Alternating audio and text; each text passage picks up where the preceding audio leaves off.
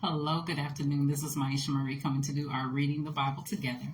And today we'll be reading Judges chapter 4 from the New Living Translation. And we're going to go ahead and get started. After Ehud's death, the Israelites again did evil in the Lord's sight. So the Lord turned them over to King Jabin of Azor, a Canaanite king. The commander of his army was Sisera, who lived in Harosheth Agoyim. Sisera, who had 900 iron chariots, ruthlessly oppressed the Israelites for 20 years. Then the people of Israel cried out to the Lord for help. Hello, Deborah. Deborah, the wife of Lapidoth, was a prophet who was judging Israel at that time. She would sit under the palm of Deborah, between Ramah and Bethel in the hill country of Ephraim, and the Israelites would go to her for judgment. One day she sent for Barak, son of Abinoam, who lived in Kadesh in the land of Naphtali.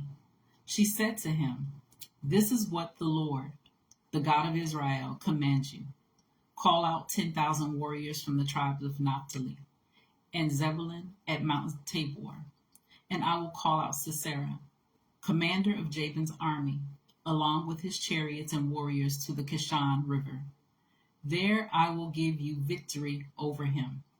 Barak told her, "I will go, but only if you go with me." "Very well," she replied. "I will go with you, but you will receive no honor in this venture, for the Lord's victory over Sisera will be at the hands of a woman." So Deborah went with Barak to Kadesh. At Kadesh, Barak called together the tribes of Zebulun and Naphtali, and 10,000 warriors went up with him. Deborah also went with him. Now Heber, the Kenite, a descendant of Moses' brother-in-law, Hobab, had moved away from the other members of his tribe and pitched his tent by the oak of Zaananim, near Kadesh. When Sisera was told that Barak, son of Abinoam, had gone up to Mount Tabor, he called for all 900 of his iron chariots and all of his warriors, and they marched from Harosheth Agoyim to the Kishon River. Then Deborah said to Barak, "Get ready. This is the day the Lord will give you victory over Sisera, for the Lord is marching ahead of you." So Barak led his 10,000 warriors down the slopes of Mount Tabor into battle. When Barak attacked, the Lord threw Sisera and all his chariots and warriors into a panic. Sisera leaped down from his chariot and escaped on foot.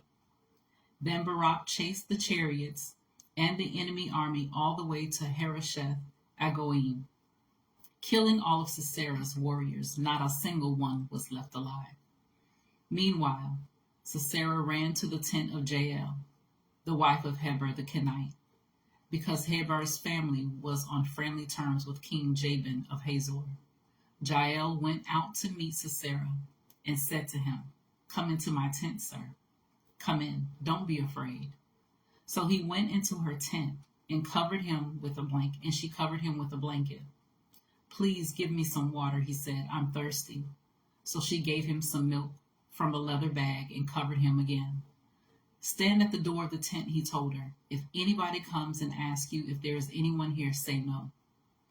But when Sisera fell asleep from exhaustion, Jael quietly crept up to him with a hammer and tent peg in her hand. Then she drove the tent peg through his temple and into the ground, and so he died. When Barak came looking for Sisera, Jael went out to meet him. She said, "Come, and I will show you the man you are looking for." So he followed her into the tent and found Sisera lying there dead, with the tent peg through his temple. So on that day, Israel saw God defeat Jabin, the Canaanite king. And from that time on, Israel became stronger and stronger against King Jabin until they finally destroyed him. So that was Judges chapter 4 from the New Living Translation.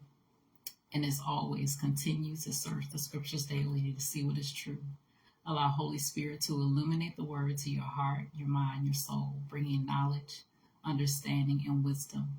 And most of all, revelation of who God is, his true nature, his character, and how much he truly, truly loves you. You guys take care. God bless, and thank you for joining Deborah. You take care.